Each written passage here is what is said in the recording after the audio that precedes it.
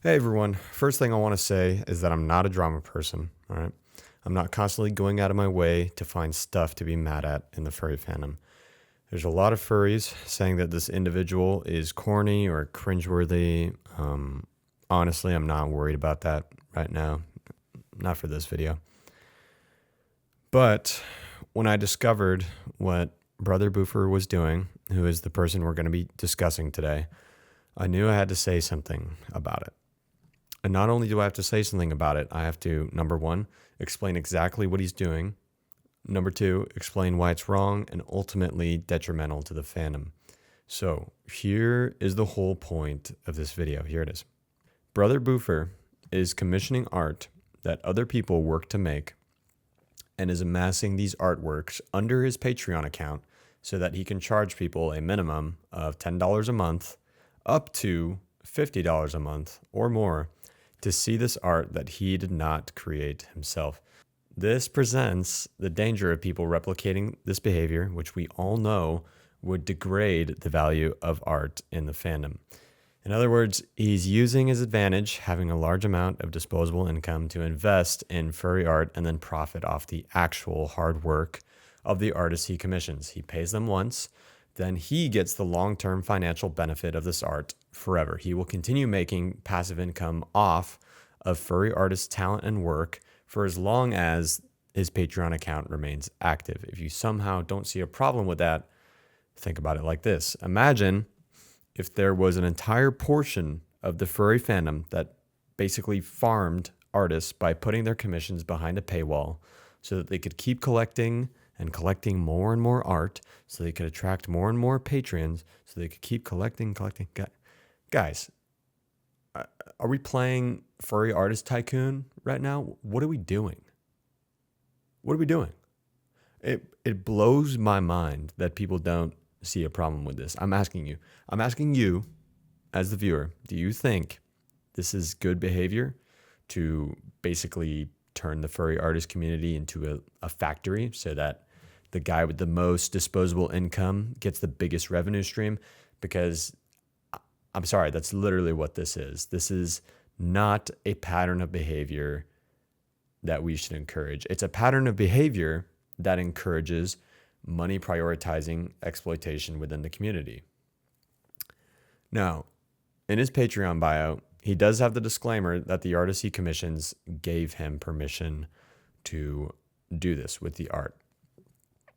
Okay, I know what you're thinking now. Well, if the artist agrees, then it's fine, right?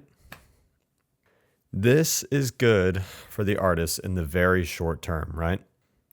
But if this kind of model of trying to squeeze money out of the furry fandom continues and it becomes widespread, the spirit and the culture of the fandom will be absolutely soul crushed. This kind of money-driven, corporation-style business strategy, I'm telling you, it will bleed the soul of the fandom dry. This is unadulterated capitalistic greed. I'm sorry. That's what it is.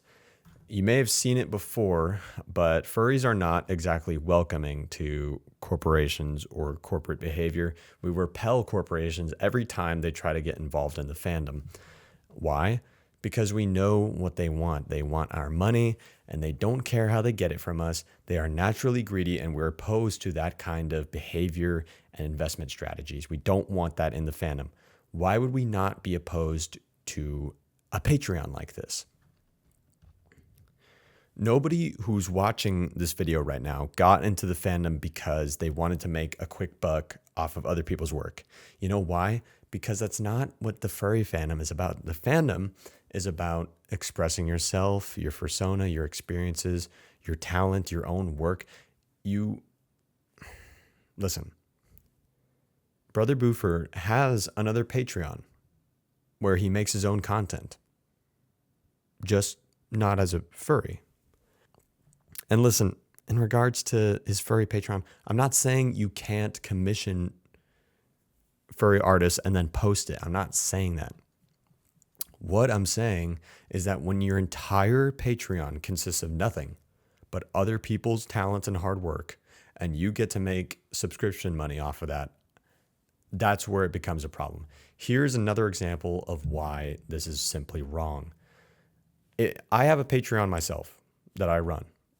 I showcase my own work, my audios that I made myself. Imagine if I just commissioned other furry ASM artists, had them make the audios for me, do the recording, the editing, the execution, everything. But I had them all do it as my character, Coda. And then I charged a minimum $10 subscription for all of those audios. Do you guys not see a problem with that?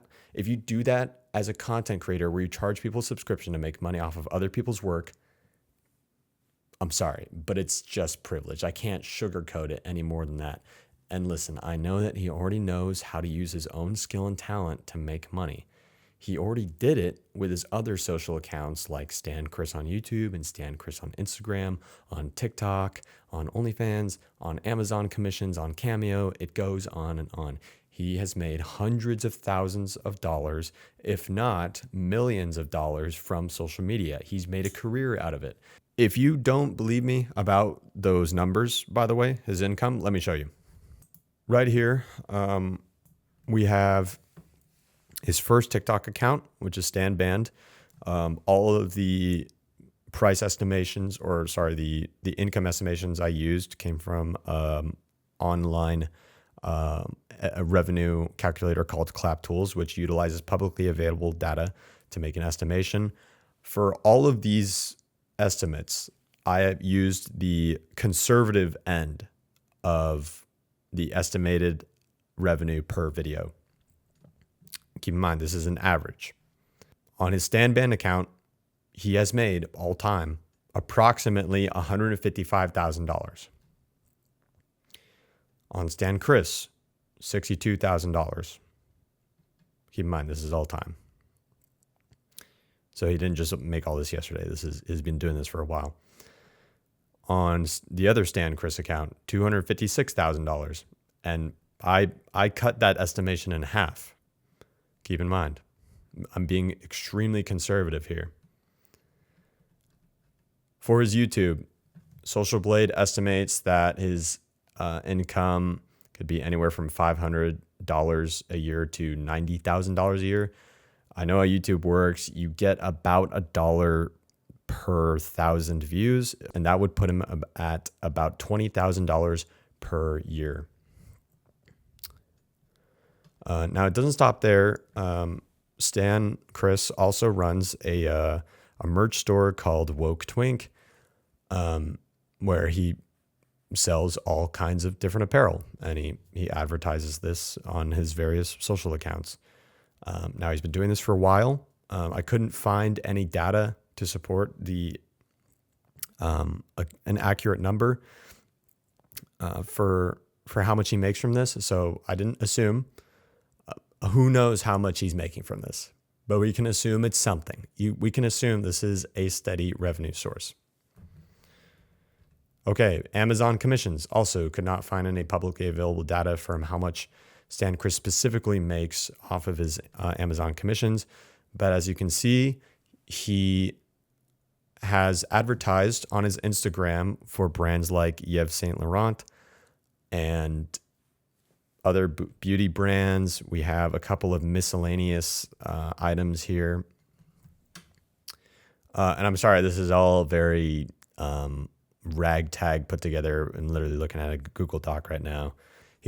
So who knows how much he makes from Amazon? We can assume it's probably a good revenue stream. Hey, he has a Cameo. He charges $5, approximately $5 for every video. Cool. And now here's another revenue stream. Who knows how much he makes from Cameo?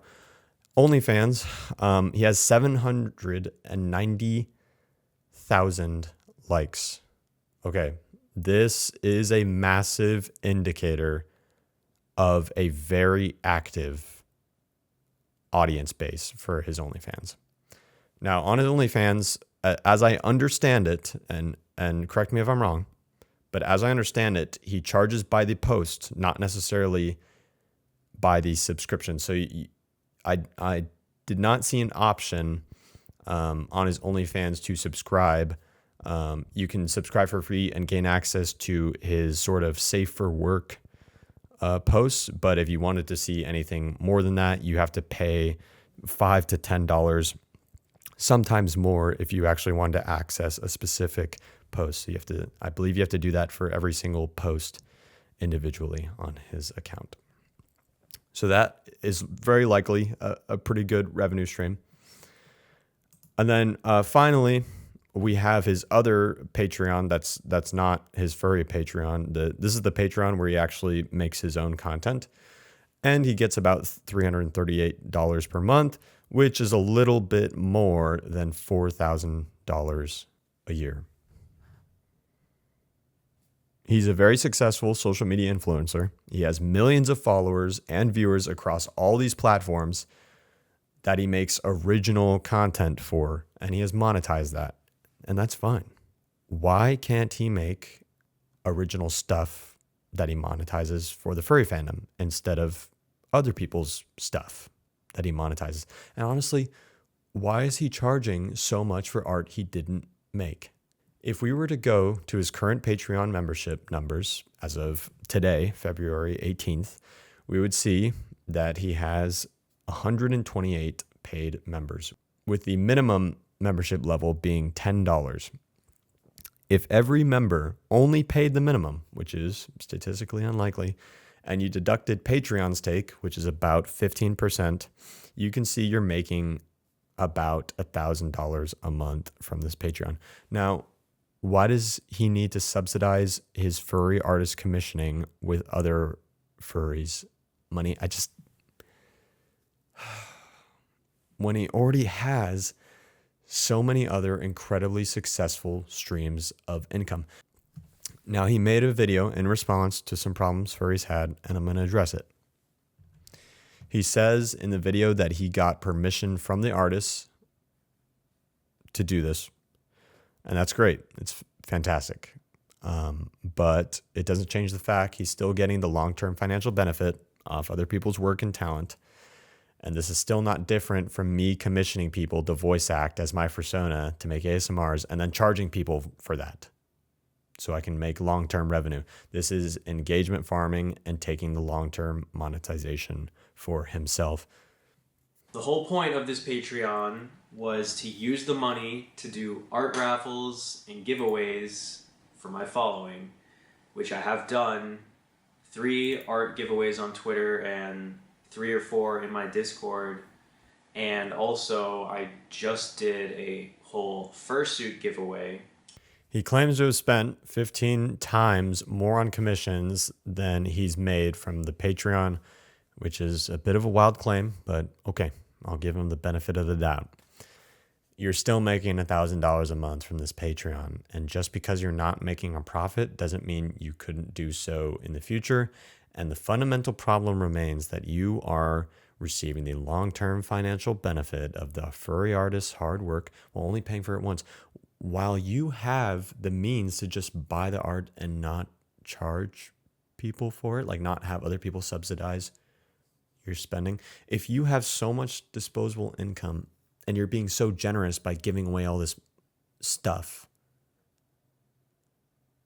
why are you charging people $10 or more per month to see art you didn't make? If they made hate tweets about me, they would get likes. So I feel like that's kind of what started feeding into everything else. Listen, as soon as anyone gets a lot of critique online and they start saying stuff like, my haters are only after engagement and clout, it's like, really? Every single one of them? This kind of rhetoric, it makes you start to lose a little credibility. I'm going to be honest. Also, throughout this video, I notice he basically says that furries claim that they're a positive and accepting community, but then they will randomly hate on people. I would argue that a lot of furries are not randomly hating on you. There's definitely some that are doing that, but definitely not a majority from what I've seen. Most are critiquing your actions for a reason.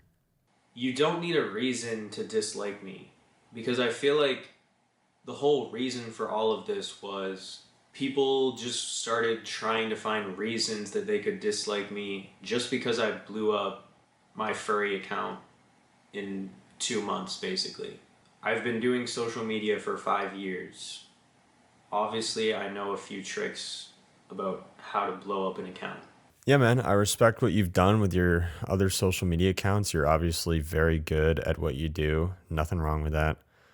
I do want you to be aware, and this is not me hating on you, this is me telling you, furries generally do not like the vibe of someone who's trying to min-max engagement for engagement's sake or engagement for monetization's sake. It's just not the vibe of the fandom, just being honest with you.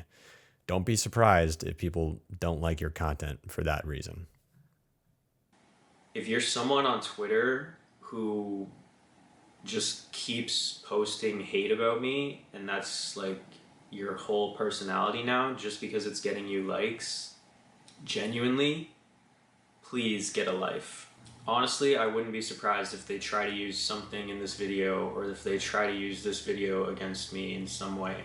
I really haven't seen too many people who are basing their whole personality on hating you. I'm sure there's at least a couple, like a handful. What I've seen, there's a lot of people who criticize you just for whatever reason they have, and they definitely have a personality besides talking about you. You're not the end all be all of furry discussion. Furries have been doing their thing long before you made your account, and I think you saying this is pretty reductive. Not a fan of that, to be honest. You say that you wouldn't be surprised if somebody used this video against you.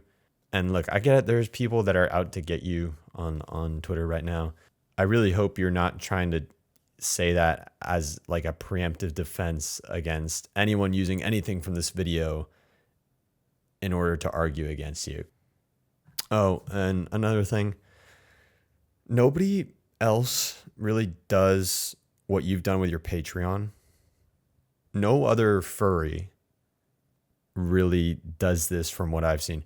You won't find a prominent figure within the furry community that is favorably looked upon that engages in this behavior. They don't make their whole Patreon consist of art made by other furries and then charge people for it. They just don't. Before I get to my next point, let me just say that this fake Discord message that was spread around, this is super fucked up. There is no excuse for anyone who spread the rumor that you said this. It's absolutely uncalled for. And hey, man, Brother Boofer, if you're watching this, I want you to know that even as someone who's criticizing you right now, I will 100% remember everyone who spread this disgusting misinformation about you, and I will avoid them like the plague. This is completely out of line. That being said, let's address the whole corporate thing. All right. You made a tweet where you joked about getting a sponsorship from Charmin. You've been a furry for 7 years, but somehow you didn't know that the fandom hates corporations. All right. Why do you think furries hate it when corporations try to involve themselves in the fandom? Any guess? It's because corporations fundamentally generate revenue off the working hours of everyday people. If the corporation generates a lot of money, the lion's share of that revenue goes to the investors, not the workers. Now, we see these structures everywhere in life, and we deal with it. But if we can avoid it, nobody wants this to be the case in the fandom. The fandom is a place of self-expression and creativity. It's not a place for investors to stuff their money in order to accrue revenue streams. I noticed that throughout his social media, he's promoted many corporate products throughout his time. He's advertised for Yves Saint Laurent. Sorry if I'm butchering that. He's advertised a whole litany of Amazon products. He's shown that he tends to work with corporations if it helps him monetize his content, and that's okay. But as furries, we don't like that kind of corporatization.